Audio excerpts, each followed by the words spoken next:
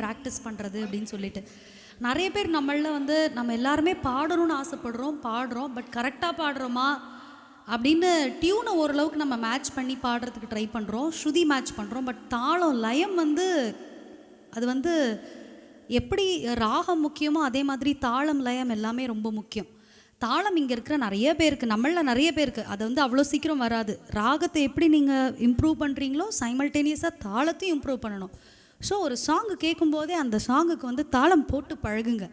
தாளம்னா தொடையில் அப்படி தட்டி கர்நாடக சங்கீத பாடணும் இல்லை, கையில் கிளிக் பண்ணோ இல்லை ஒரு இது பண்ணியோ ஒரு காலில் டேப் பண்ணுறது கூட கரெக்ட் தாளம் தான். பட் ஒரு பாட்டுக்கு எப்படி தாளத்தை வந்து நம்ம இம்ப்ரூவ் பண்ணிக்கிறது, எனக்கு தாளம் புரியலை தெரியல அப்படின்னு சொல்கிறவங்களுக்கு ஒரு பாட்டை ஓட விடுங்க. இப்போ தான் கரோக்கே ட்ராக்ஸ் எல்லாமே இருக்குது.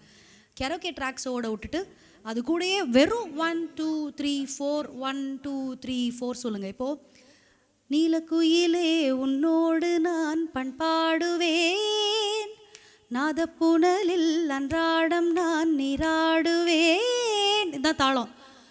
இது புரியல, உங்களால் கேட்ச் பண்ண முடியலன்னா 1 2 3 4 1 2 3 4 அந்த ஸ்ருதியிலேயே போயிட்டே இருங்க.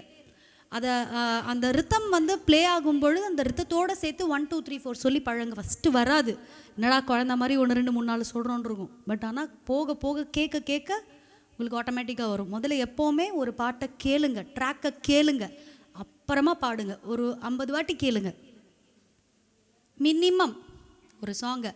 ஆனால் ரிப்பீட் மோடில் 50 வாட்டி கேட்க சொன்னாங்க, கவுண்ட் பண்ணி கேட்குறேன்னு ஒரே டைமில் கேட்காதீங்க. வேறு வேறு டைமில் வேறு மைண்ட் செட்டில் நீங்கள் இருக்கும் பொழுது ஒரு 2 நாள் ஒரு பாட்டை கேட்டிங்கன்னா 3ஆவது நாள் லெஃப்டில் பாடிடலாம். 50% 60% பாடிடலாம். மீதி இருக்கிற 40% அதுக்கு வந்து பர்ஃபெக்ஷன் வேணும். அவங்க வந்து யாரால் முடியும் அப்படின்னா அந்த ஃபீல்டுலேயே இருக்கிற சிங்கர்ஸால் மட்டும்தான் முடியும். ஹாம்பி சிங்கர்ஸ் 70% பாடினா மோர் தென் எனஃப். நம்ம ஒன்றும் பெரிய நீங்கள் மேடைகளில் போய் எனக்கு வாய்ப்பு கூட நான் பாட போகிறேன், நான் வந்து என்னோடய டேலண்ட்டை வந்து காமிச்சு நீங்கள் அப்படிலாம் போக போகிறதில்ல. நீங்கள் already are in to some other work. But உங்களுடைய ஹாபிக்காக, உங்களோட சந்தோஷத்துக்காக நீங்கள் பண்ணுறீங்க.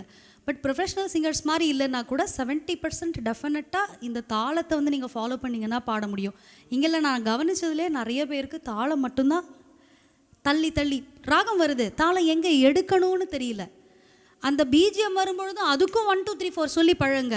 உங்கள் டியூன் பாடுற நோட்ஸ்க்கு மட்டும்தான் 1 2 3 4 சொல்லணுங்கிறது இல்லை.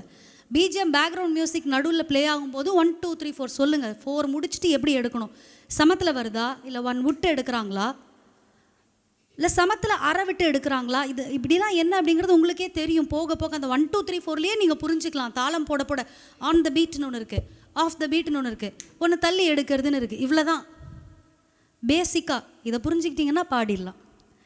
உங்களுக்காக சார். தேங்க்யூ.